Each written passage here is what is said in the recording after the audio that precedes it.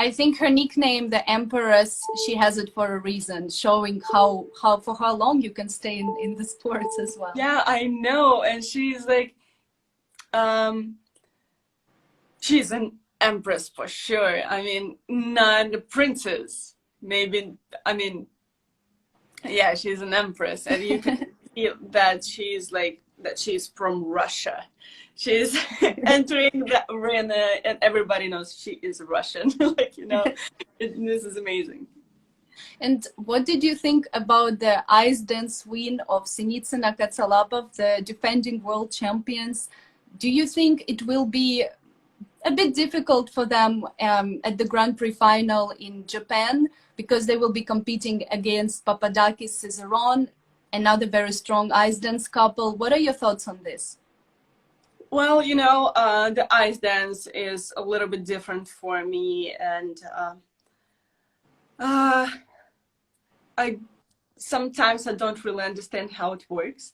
But yesterday I was watching their performance from a Chibron live, and I can tell you that the speed of their skating, the total interpretation is just something.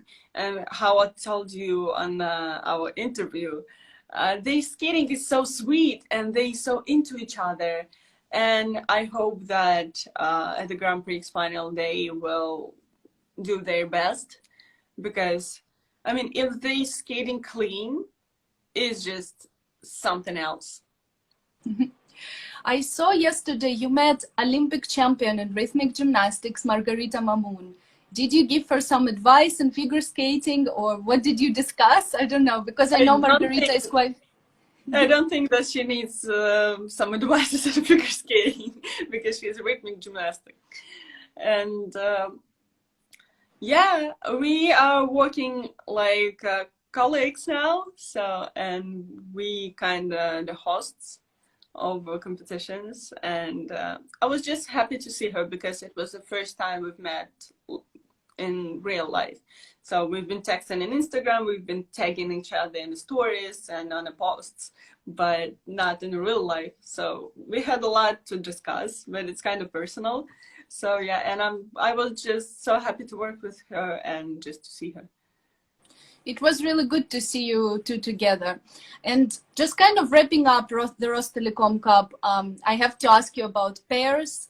The competition in pairs is also very intense. Yesterday we saw Mishina Galamov winning it. But again, the Grand Prix final is coming soon. There will be Baikova-Kozlovsky there as well, Tarasova-Morozov. A lot of competition going on. What are your thoughts on this? Well, competitions are amazing, I can tell you, and especially during this hard time. But it's amazing that as you managed how to do this, and we can enjoy our competitions that we've been enjoying through years. And yeah, so about the pairs, I think, yeah, the Grand Prix final is going to be the really hard competition for all of them, because all the pairs like really strong technically, and every pair is so different and special, and deserve the first place. And I mean, I think it will depend on the clean skating, because the figure skating is like math. We have to do everything clean to make it work. So yeah, and I hope that everybody will prepare as they should, and we'll have the great emotions after performances. Someone from Twitter has asked you, Evgenia, who was your discovery at this Rostelecom? Well, you said Morris, but maybe there is someone else. And returning to Rostelecom Cup 2019, what are your memories about the competition? Well, first of all, about my discovery, and I think it's, I know he's not for the first season on Arena, but I think it's Kazuki Tamono, because he improved so much, and his jumps are so high and light, and I was so happy to see how he improved. And yeah, the long program wasn't as he expected, but it's still so good. I think he's still so young, and I hope that he will push himself, and we will see him in big competitions on a podium again. Yeah, and back to 2019, I think I just feel like inside of me that it was my best performance ever. I mean, maybe not technically, but technically too. I mean, the short program and the long program was so clean. And yeah, just in my mind, it happened as I wanted to happen. And it was just the perfect performance for me, especially in the long program. And I pushed all the energy to the audience, and audience gave it back like 100,000 times more. And yeah, it was amazing. I felt like I did my best.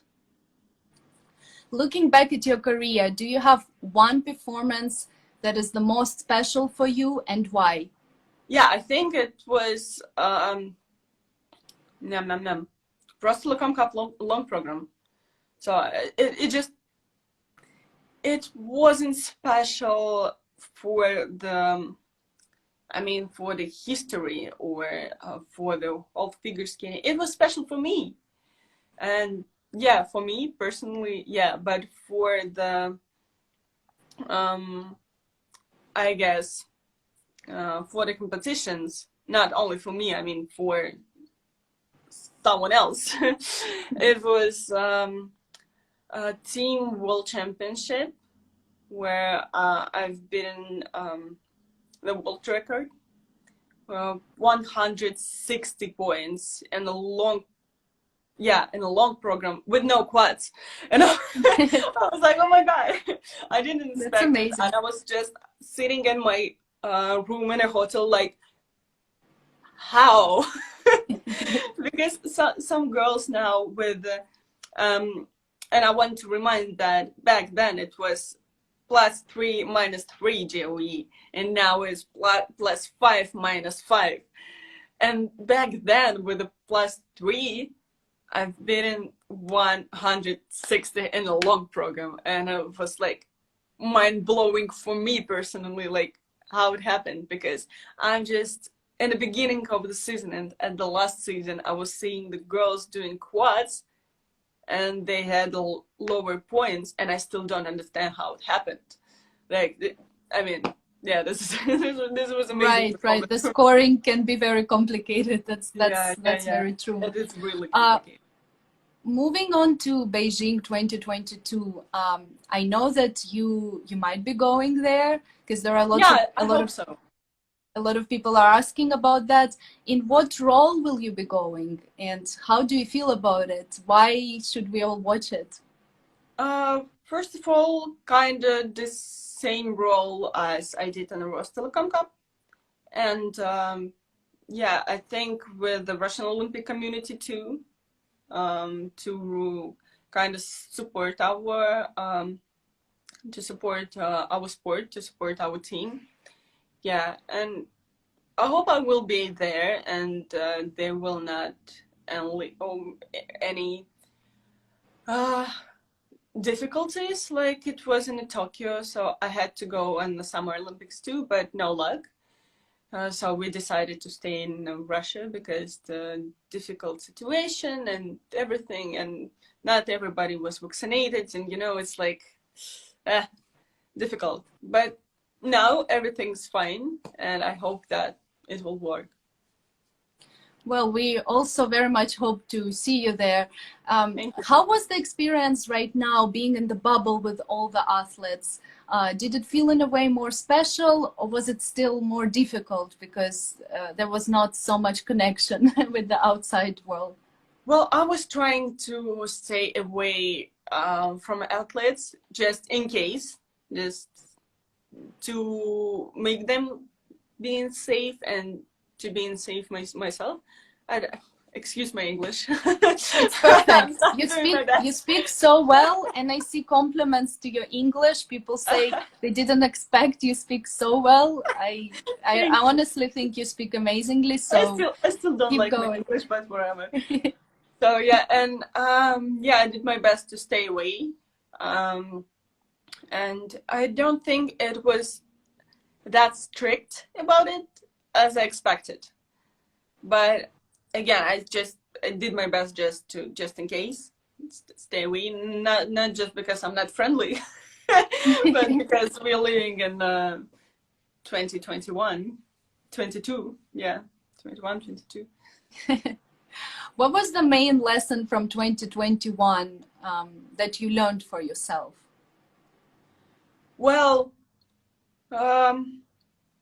that after sport, there's life too. And I just, I was so worried about what I'm gonna do after the practices and the competitions and everything.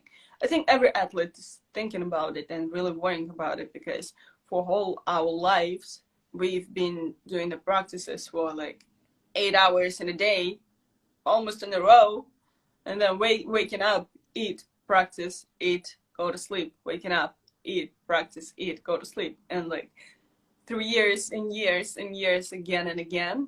And it's our lifestyle, and sometimes we just have to break through it and discover the life, which is, I mean, the university, or now I'm sitting here with you talking, but other athletes, they are practicing now, and it's okay to live another life.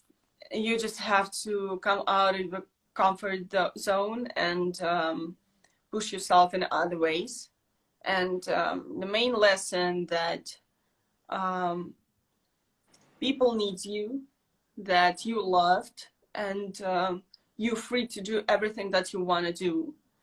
And it's okay to worry about your life. It's okay to feel that your life is complicated, but you just have to deal with it, and then you will have the great result. That's a great answer. Very eloquently said, for sure. I very much agree with you. So speaking about how busy you are these days, right? A lot of international fans maybe don't know, but you're part of the Ice Age show in Russia, which is really big. Can you tell us more about that first? Well, the Ice Age TV project is kind of the same. I think that Canadian people knows about it, that same as Canadian Battle of the Blades, but there is the professional figure skater and professional hockey player.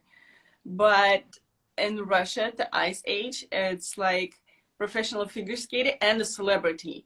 So they're not even athletes. They're actors, singers, and now I'm skating with a young guy. He's singer and TikToker. And yeah, we kind of doing amazing, and we enjoying our time together, but we practicing for like 4 or 5 hours in a row almost every day, and we trying to sneak into our time schedule, because both of us are busy, and he has so many filmings and projects, and me too. So yeah, we're doing our best. So at the daytime, we are working and living our lives, but at the nighttime we're skating, and so no time for sleep. But it's okay. I'm enjoying it. Yeah, I'm tired, but it's so good to feel that you're everywhere at the same time, and it's so cool. Yeah, I like it. I can see how active you became on TikTok as well. Some of your TikToks are really fun. Like, I can clearly see you're having lots of fun. Do you have one favorite TikTok, and why? Why is it a favorite? I don't think that TikTok is about a favorite or not. It's not like YouTube. It's not about the recommendation. Like, watch that TikTok from 2020, you know? No, you just taking your phone, you have like a couple of minutes and you doing some funny videos, share it, and that's it. It just fun. And I don't think that I have something like favorite or least favorite. No. Well, they're really fun to watch. That's all I I can hope say. so.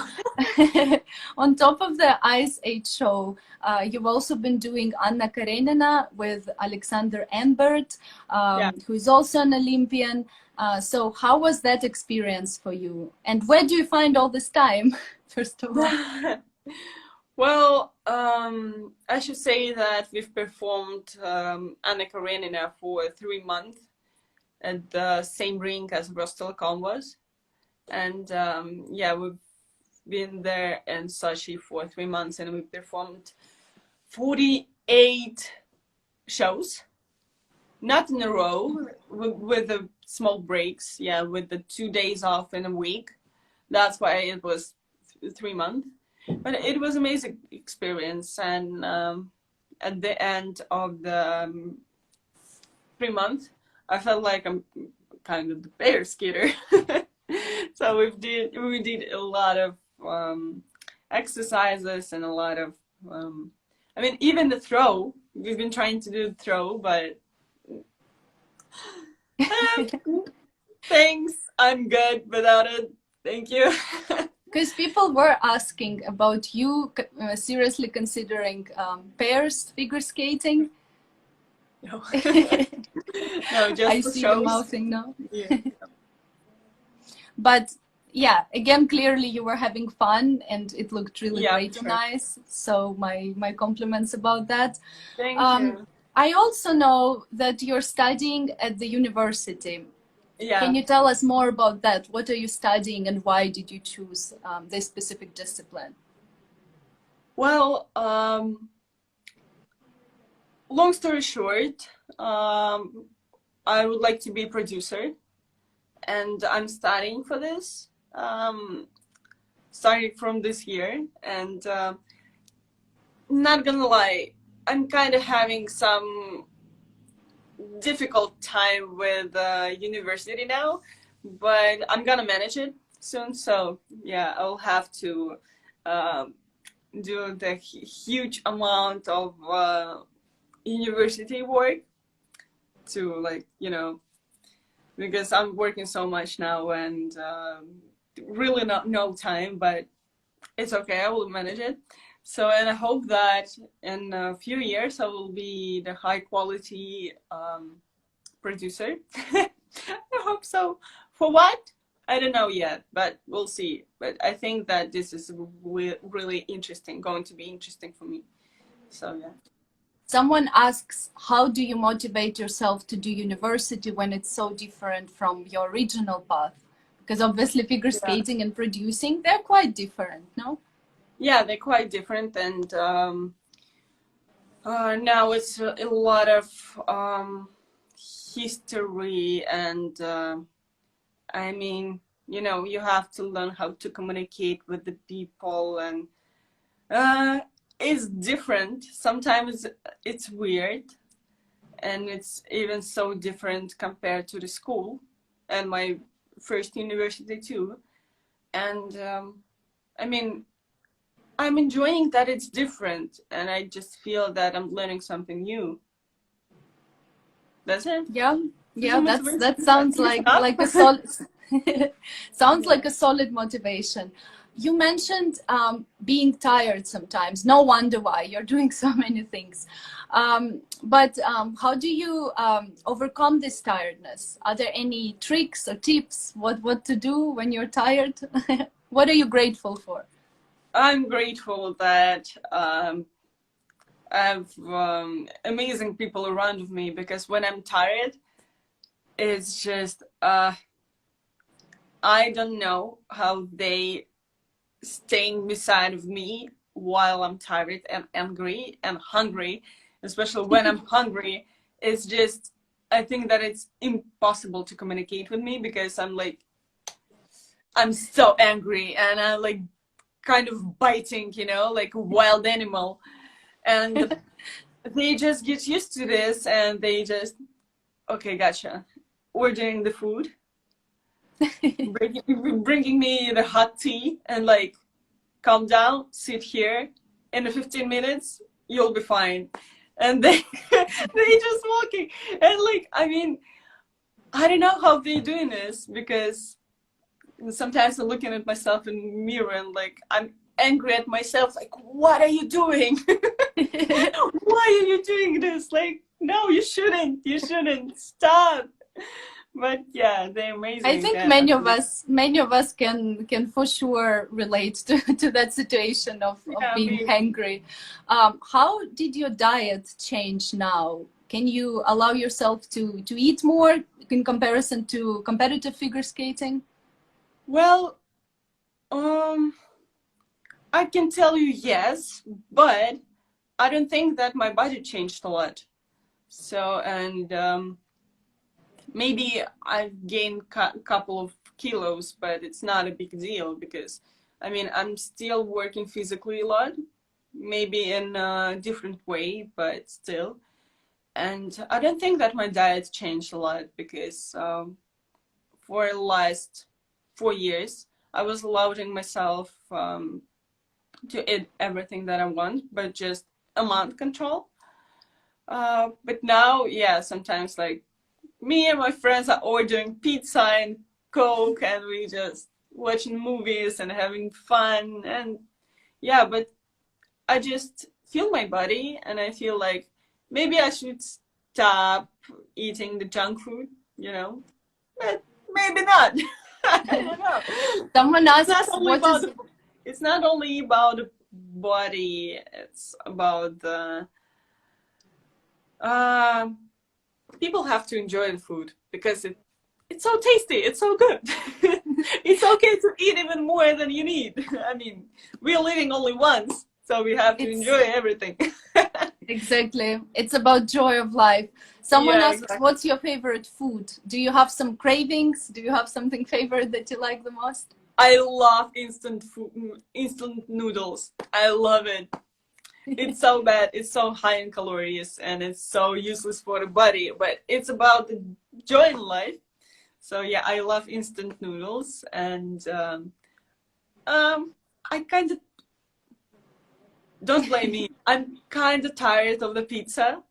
And I love California roll and Philadelphia roll, like sushi. So yeah, that's my favorite food for now. I'm sure the Japanese fans who will be watching it, they would love to hear that, because you're very popular in Japan and you're being loved in Japan. And I know you even studied a little bit of Japanese language. A little bit, yeah. Do you miss Japan? Well, you know, couple of days ago, me and my mom was walking around in Moscow city. It's the area of a business centers in Moscow. It's like high glassed houses and like buildings.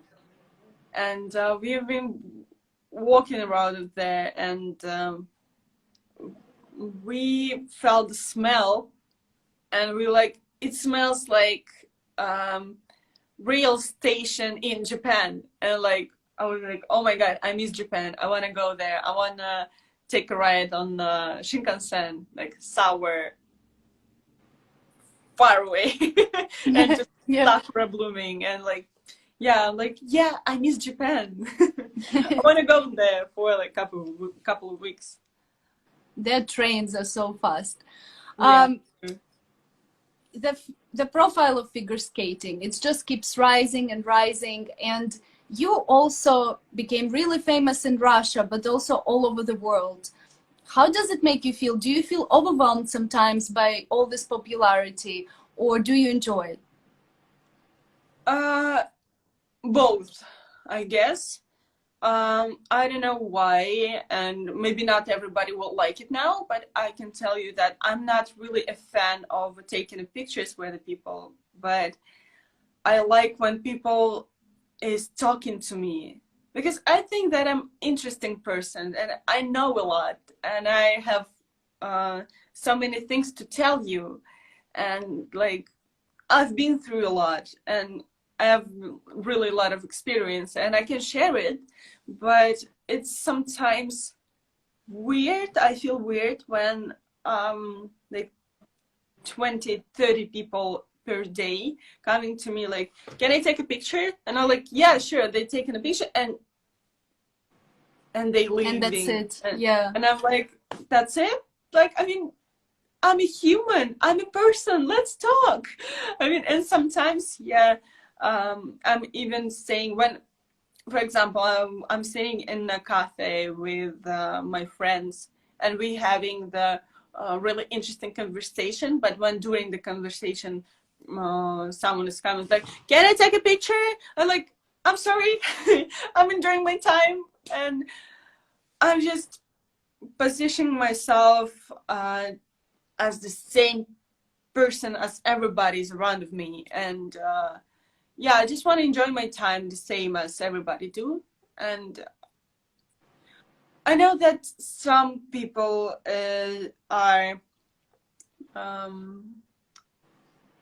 I don't know how to say it, are offended on me because I say no, but I just want everyone to understand that I'm a human, same as you, and like, just if I'm having the good time with my friends, and if you want to talk, it's okay, because me and my friends are like, we opened to you, and it's okay. But yeah, It's about healthy boundaries as well, because I yeah, can't even exactly. imagine It's what it feels healthy. like. It's only about healthy relationships, because between let's not talk only about me, but it's the healthy relationships between any celebrity, and um, if you're seeing him or her on the street,